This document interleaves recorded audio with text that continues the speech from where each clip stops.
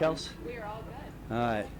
Listen, before we get rolling here, I'll just share something with you. So the first meeting we had with the defense the other night, but I just felt compelled to tell them, don't ever take this for granted. Like, it gets hard out here and all that. And I told them, look, at my age, I'm happy to be in the first meeting at training camp, have a job, be healthy enough to do it, right?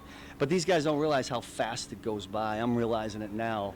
But I could see them all when I was talking to them, all nodding. So I think they get it, but we're happy to be here and having some fun out there going against the offense. Not every play was fun, but most of them we did some good things. So with that, I'll just open up and let you roll. Do you share that story every year, or just you felt compelled to do this? I don't know if probably somewhere in training camp I say that. Listen, I love training camp. Like, I love going away. I love this part of it.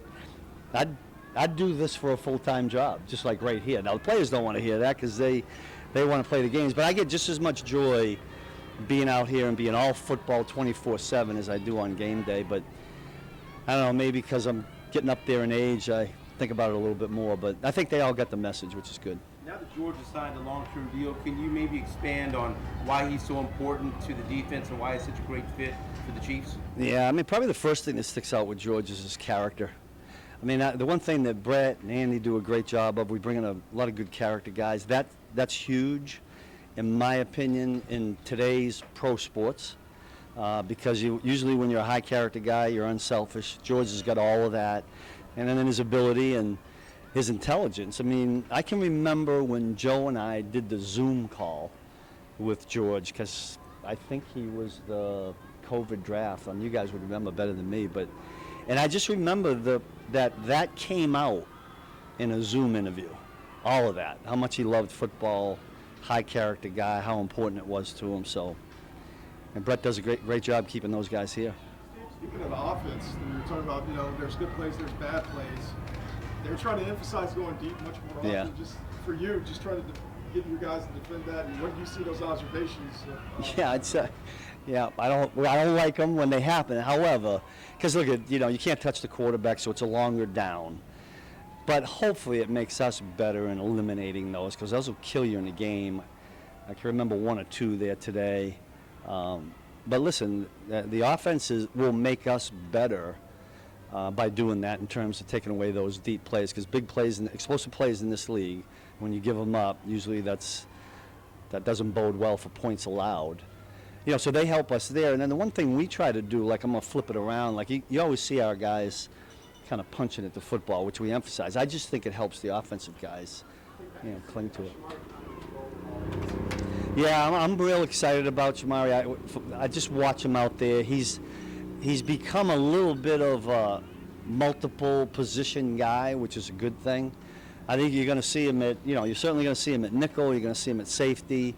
And then if we get into some more exotic personnel packages, he'll be in there. I think he's an explosive athlete. We got to get out on the field.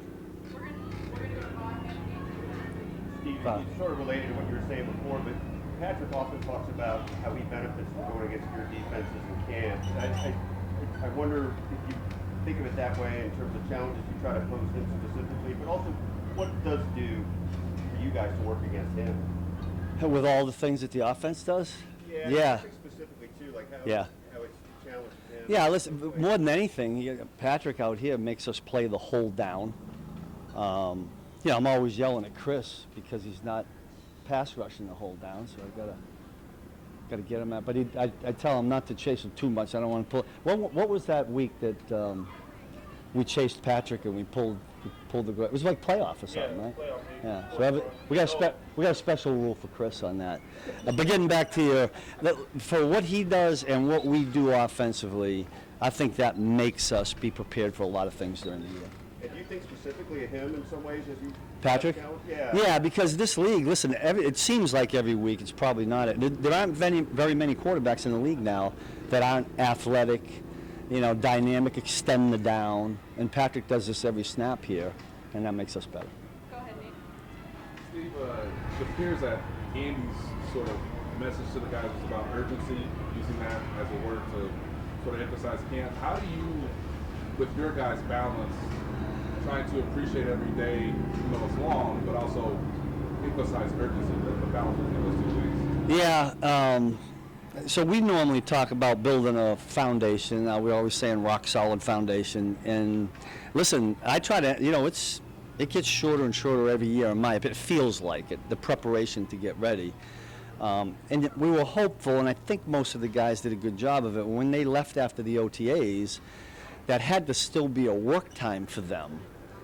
Because when you get here, you can't, in 1983, I was an intern with the Washington Redskins. We went to training camp on July 6th. There was 120 rookies for 2 weeks. There were 6 preseason games, because there were 14 games then, right?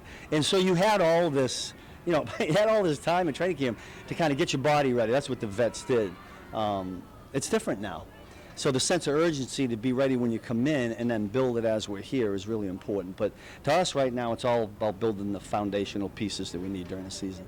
We're going to go Matt, and then we'll do our last one of the day. Coach, you mentioned, just not lasting forever. Tyrann Mathieu announced his retirement yesterday. Just, your thoughts on just his career and what he meant. Yeah, Matt, I'm glad you brought that up. These young guys with the phones and stuff, it was like they immediately knew. I didn't know. But I just had I love, how I feel about Tyrann. I'm waiting right now to send a text or a phone call because I know he's getting inundated. But I want to try to probably get him on the day off. Special guy. I mean, we came here in 2019, and Tyrann and I together, and he was a key piece to what we were doing. And we started off a little rough, but got better and better. But I love Tyrann Mathieu. I'm really excited for what he'll do something great going forward. He might end up being the president. Who knows? I mean, he's a dynamic guy, but I think he'll stay somehow in athletics or football. That's my guess. You also mentioned, back in OTAs, Noah Williams was swimming on the Yeah, How's he looking now? much better. Yeah, I think those guys, when they come in young, it's the volume gets on them. It's all new. There's anxiety. But I thought he came in pretty good shape coming in here, and I'm excited to see what he can do right on through. We're going to get him against some better competition as we go, and we'll see what he can do.